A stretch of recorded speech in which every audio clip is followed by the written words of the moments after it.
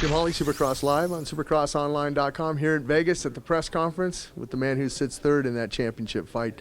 Ryan Dungey, I got to ask you, you've had success here in Vegas before, and I'm going all the way back to the Monster Energy Cup when you didn't win, but that's where that KTM, that's when we first saw you on that KTM. You won here last year. You got to be feeling pretty good coming in. Yeah, I do. I feel good. You know, obviously with the championship being wrapped up, there's still that possibility of getting second. You know, it's going to be, I think, for myself, you know, I'd like to go out there and get a good start and put a good hard-fought race in. You know, that next best position, you know, we'll be fighting hard for that. But I think it's going to be a good race. Track looks really technical. This was where we first raced the 450 KTM here at the Monster Cup back in 2011. But last year was able to get a win here, so hopefully we can carry that over and just put in a good solid ride. It usually gets pretty hard here, but keep the roll and keep the flow, and you know, and end it on a strong note ending the season too. You're the #1 guy over there at the Red Bull KTM team. Do you talk to Ken Roczen and Marvin Muskin, because both of those guys are in different scenarios? One's leading one championship by 5, the other one's 5 behind.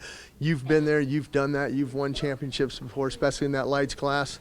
Do you give them any advice coming into Vegas? You know, nothing really much. You know, not unless they ask. You know, I'm there to help, and they're great riders, obviously, and you know, they're champions themselves. You know, over in Europe and with the world stuff, and they're great riders. You know, they know how to handle pressure. They know how to get the job done. So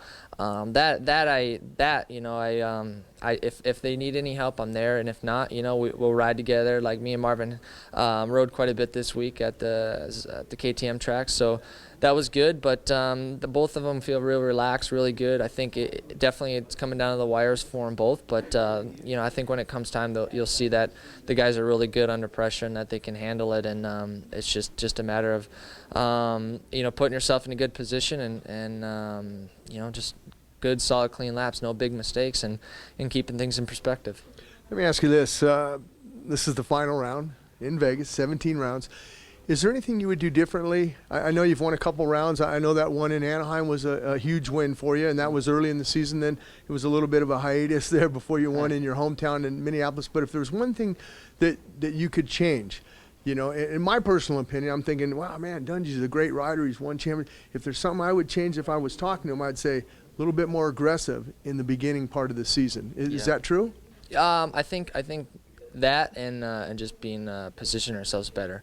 This year I've struggled on my starts quite a bit, and there's no excuses. You know, those starts are tough, but I haven't been able to get off to the best of starts, and that's something I've never been bad with. You know, I've always felt like I could get to a race and without even practicing any starts and do it, but obviously not this year. And I think that, and then obviously I think the level of intensity is getting higher too. Since I came in as a 450 guy, it wasn't so explosive in the beginning, you know, and I think it's just kind of grown that way. Obviously, you know, with the 250 guys coming in from last year, the level of talent's higher. You know, we see where there can be room for improvement. I mean, you dissect a whole year in every race and see where can we find gains over other guys, you know, and that was one of them. And that's something that my more stronger point was always like that diesel, you know, hard all the way to the end, but that explosive from the beginning is what I've found that I've had to start to create more. So I'll try to be better with it next year, but I feel like that's an area of my program I've been really working hard on back at the house, and just really getting after it in the beginning. And obviously it's different from practice to race, but you know, I think it's more of it comes down to more of a mental thing, you know, putting yourself in that position, getting a good start, and having a clean race to run,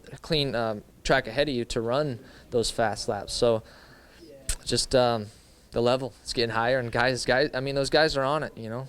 You mentioned the starts, and you know, all you guys have the practice tracks, and you got teammates and stuff, but you can't duplicate that start of 20 guys on the gate with you. You can have a couple guys, your teammates on the left, the right. You can move around. You can start in the middle of the gate, the left, the right, but it's very hard to duplicate that 20 guys going into the first turn on a practice day. Yeah, I mean, and that's you know, you can do a lot. You know, you can line up at a gate, you can do a start, pretend you're going right into a moto and everything like that. But like you said, you know, if you don't, those 20 guys around you, it plays a factor. But that's why you can get that couple feet off the gate right in the beginning and get to that first turn first. It'd make your life a lot easier. But I'm going to call some of my buddies. I'm going to call Hannah, Glover, Wardy, guys I used to race with. We're all going to come out one day next week, and we're all good to going into the first turn with you. Would you like that? There you go. Yeah. And those guys were pretty aggressive back in their day, so I might need some of that.